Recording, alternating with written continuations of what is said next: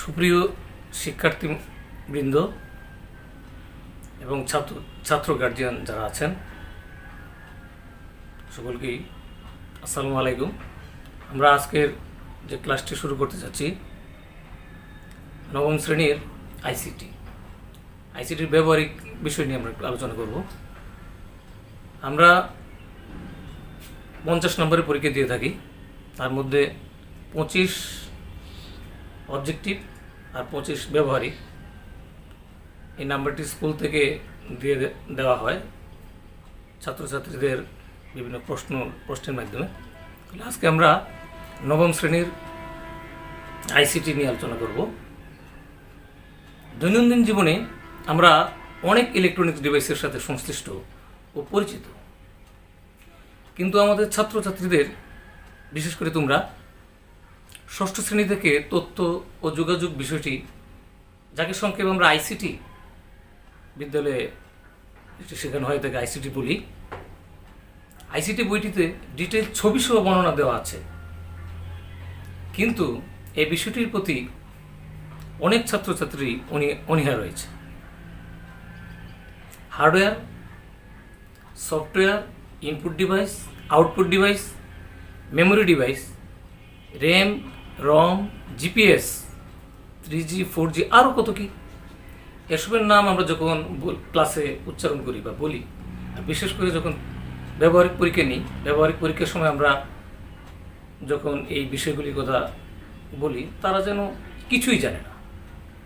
এর কারণ হলো তোমরা বই পড়ো ঠিকই, কিন্তু মনোযোগ সহকারে পড়ো না, পড়ায় ঘাটতি থাকে, সেভাবে শেখো না। ক্লাসে আলোচনা করা হলেও সেটা সেভাবে তোমরা মুখস্থ রাখতে পারো না। তবে এর সমাধান তো অবশ্যই রয়েছে। বাসায় বসে বাসায় বই তো তোমাদের কাছেই, বিশেষ করে যারা ষষ্ঠ থেকে ষষ্ঠ, সপ্তম, অষ্টমে এই আইসিটি বইটি ভালোভাবে পড়ে এসেছো, তারা ভালো জানবে। কারণ আজকে আমরা যে আলোচনা করবো যে বিষয়গুলো ব্যবহারিক তথ্য প্রযুক্তি আইসিটির যে যন্ত্রপাতি সেগুলি নিয়ে। কারণ কম্পিউটার বা কম্পিউটার রিলেটেড যে যন্ত্রপাতি আছে এগুলি ছাড়া তো আইসিটি চিন্তাই করা যায় না। আমরা এগুলি নিয়ে আলোচনা করব। বিশেষ করে আইসিটির যে যন্ত্রপাতিগুলির কথা, এই কয়েকটির কথা আমরা বললাম, যে hardware, software, input device, output device, memory device ইত্যাদি। এসব তো অ্যাকচুয়ালি মাথায় থাকে না, থাকে না, তবে অবশ্যই থাকবে। বিষয়টি কঠিন মনে হলেও আমাদের জীবনকে কিন্তু করে দিয়েছে খুব সহজ থেকে সহজতর। সুতরাং তোমাদের এই বিষয়টির প্রতি বিশেষ মনোযোগী হতে হবে। এখন ধরা যাক আমরা কোনো ছাত্রকে বা পরীক্ষার সময় যে কাউকে জিজ্ঞেস করলাম যে হার্ডওয়্যার আসলে কি। এখন হার্ডওয়্যারটা কি সেটা তো তুমি না পড়লে বলতে পারবে না আসলে হার্ডওয়্যারটা কি। আমরা খালি চোখে যেটা দেখে থাকি, বিশেষ করে কম্পিউটারের যন্ত্রাংশগুলি, যেমন কম্পিউটারের লোহালক্কর, তার, প্লাস্টিক, এগুলি দিয়ে যে কেসিংটা থাকে, বিশেষ করে ওইটাই কিন্তু হার্ডওয়্যার। এখন হার্ডওয়্যার, তুমি যদি একটি সিপিইউ বাজার থেকে কিনে আনো, এতে যদি কোনো অপারেটিং সিস্টেম বা উইন্ডোজ, যেটাকে আমরা সংক্ষেপে বলি ওএস, এটা না থাকে, তাহলে কি হবে? কম্পিউটারটা কি চলবে? অবশ্যই চলবে না। এর জন্য দরকার ওএস, অর্থাৎ অপারেটিং সিস্টেম। যখন হার্ডওয়্যার আর সফটওয়্যার দুটোর মধ্যে সমন্বয় হবে, তখনই কেবল কম্পিউটারটি কাজ করবে। তাহলে এখন আমরা জানতে পারলাম যে হার্ডওয়্যারটা কি। হার্ডওয়্যারটা হলো কম্পিউটারের যে খুচরা যন্ত্রাংশগুলি আছে, একটা বক্সের মতো আমরা দেখি। এটি কিবোর্ড রয়েছে, মাউস রয়েছে, স্ক্যানার এগুলি রয়েছে, সিপিইউ, সেন্ট্রাল প্রসেসিং ইউনিট, যেটাকে আমরা বলি কেন্দ্রীয় প্রক্রিয়াকরণ অংশ, বক্সের মতো আমরা যেটাকে দেখি সেটা সিপিইউ। বিশেষ করে আমরা একটি কম্পিউটারে mouse, keyboard, monitor, system unit বা সিপিইউ, প্রিন্টার, স্ক্যানার, আইপিএস, পাওয়ার কেবল, সিগন্যাল কেবল, মডেম, পেন ড্রাইভ, কত কি থাকে এগুলি আমরা দেখে থাকি। এখন মাউস আমি পূর্বের ক্লাসে আলোচনা করেছি, দেখিয়েছি, হ্যাঁ দেখিয়েছি অলরেডি মাউসটা কি, কিবোর্ডটা কি, মনিটর কয় প্রকারের, 3 প্রকারের আমরা সেখানে দেখিয়েছি। আমরা মনিটর চিনি, যেটাতে আমরা ছবি দেখি। মাউস কম্পিউটারে তোমরা খেয়াল করবে তীরের মতো একটি পয়েন্টার আছে, ওই পয়েন্টারটি বিশেষ করে মাউস নাড়াচাড়া করলেই দেখা যায়। তাহলে মাউসের কাজ খুবই গুরুত্বপূর্ণ, মাউস দিয়ে আমরা খুব সহজেই কম্পিউটারের কাজ সেরে নিতে পারি। কিবোর্ড তো অবশ্যই দরকার কম্পিউটারে, লেখালেখির ক্ষেত্রে, বিভিন্ন নির্দেশনার ক্ষেত্রে খুব সহজে কাজ করার জন্য তোমার কিবোর্ড অবশ্যই দরকার পড়বে। কিবোর্ড ছাড়া তো কিছু লেখাই যাবে না, কিবোর্ড জরুরি দরকার। এরপরে মনিটরও তো দরকার আছে, কারণ আমরা মনিটরে তো কি ছবি দেখতে পাবো, বা আমরা যা ডকুমেন্টটা দেখতে পাবো, আমরা যে ডকুমেন্টটা এখানে টাইপ করেছি ওইখানে আমরা দেখতে পাবো। এরপরে সিস্টেম ইউনিটের কথা তো বললামই, একটা বক্সের মতো যেটা।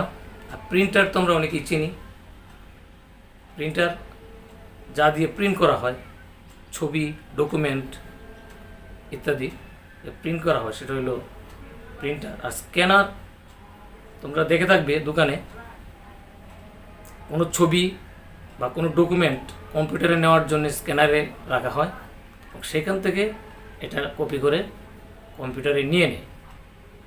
এরপর পাওয়ার কেবল, কথাটা যেহেতু পাওয়ার কেবল, বিদ্যুৎ সংযোগ যে তার দিয়ে দেওয়া হয় সেটাই পাওয়ার কেবল। আর একটা সিগন্যাল কেবল।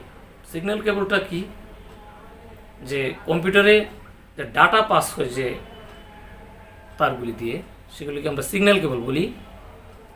এরপরে রয়েছে মডেম, মডেমও আমরা চিনি। মডেমের সাহায্যে আমরা কি করি, নেট সংযোগ দিয়ে থাকি, এর মধ্যে সিম ইনসার্ট করে আমরা কি করি, নেট সংযোগ দিয়ে থাকি।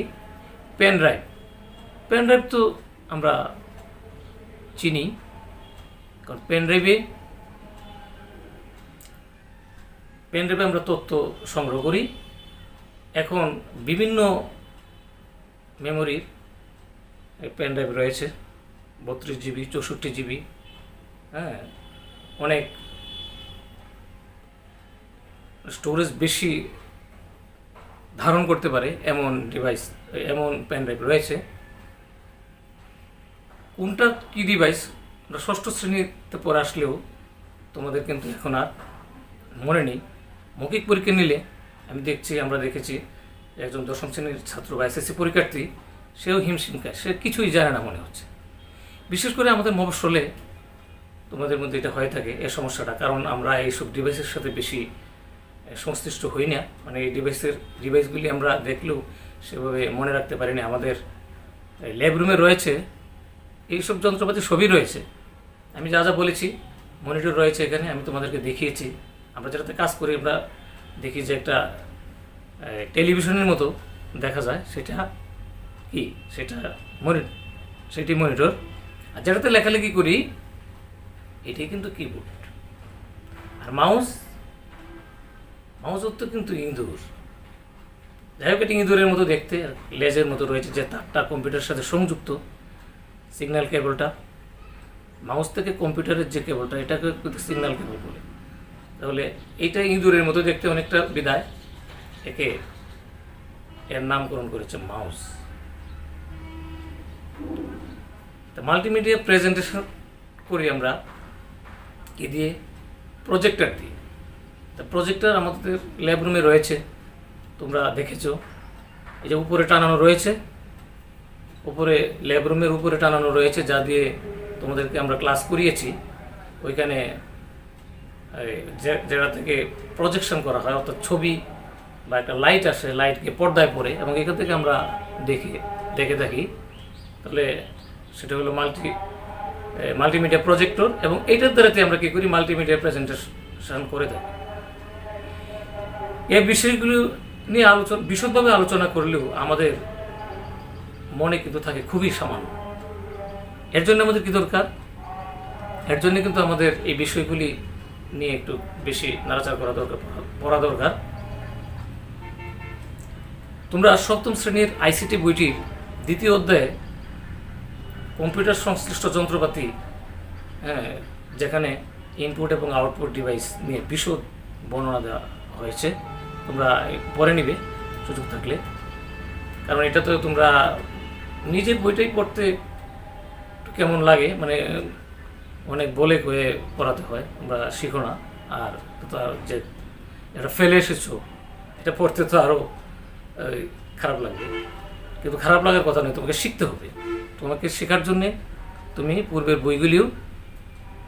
বই থেকে তোমাকে শিখতে হবে। কারণ পূর্বের বইয়ে অনেক কিছু ডিভাইস যেগুলির কথা আমি বলছি, এগুলি ষষ্ঠ শ্রেণী এবং সপ্তম শ্রেণীতেই রয়েছে। আর তুমি অষ্টম শ্রেণীর বইয়ে এবং নবম দশম শ্রেণীর বইয়ে এই ডিভাইসগুলি ছবি সেভাবে পাবে না, হয়তো বর্ণনা থাকতে পারে বা আছে, কিন্তু ছবি পাবে না। ছবিটা সাধারণত ছোট ক্লাসে শেখানো হয়ে থাকে, সেটা ষষ্ঠ শ্রেণী এবং সপ্তম শ্রেণীর বইতেই বিশদ বর্ণনা আছে। তোমরা ওই বইটা আবার দেখে নিবে, এছাড়া উপায় নেই। এখন আমরা আসব যে ডিভাইসটা আসলে কি। ডিভাইসটা আমরা বলেছি যেমন মোবাইল, কম্পিউটার, স্ক্যানার, প্রিন্টার, এগুলি এক একটা ডিভাইস, ক্যামেরা এক একটা ডিভাইস। এখন ডিভাইসের মধ্যে কিন্তু পার্থক্য রয়েছে। একটা হলো ইনপুট ডিভাইস আর একটা হলো আউটপুট ডিভাইস। এখন ইনপুট ডিভাইসটা কি? যে ডিভাইস কম্পিউটারে ডাটা ইনপুট করে, কম্পিউটারের মধ্যে যে ডিভাইসটা ডাটাটা ইনপুট করে, সেই ডিভাইসটাই হলো ইনপুট ডিভাইস। এখন তুমি নিজে চিন্তা করতে পারো যে অ্যাকচুয়ালি ইনপুট ডিভাইসটা কি, একটু চিন্তা করি তো। তুমি চিন্তা করলেই পেয়ে যাবে। ইনপুট ডিভাইস হলো ক্যামেরা দিয়ে তুমি একটা ছবি তুললে, ছবিটি কী করলে, ছবি তো আর ক্যামেরা থেকে প্রিন্ট করা যাবে না, ওইটা কম্পিউটারে বা ল্যাপটপে কী করতে হবে, দিতে হবে। এখন তুমি বলতে পারো যে স্যার, এটা তো মোবাইলে আমরা ছবি তুলি, এখানে আমরা ছবি দেখতে পাই। ঠিক আছে, এখানে তো সব কিছু যেহেতু অ্যাড রয়েছে, ক্যামেরাও অ্যাড রয়েছে, কিন্তু ক্যামেরাটা আলাদা যদি থাকে, তুমি আলাদা আগে এখনও আছে,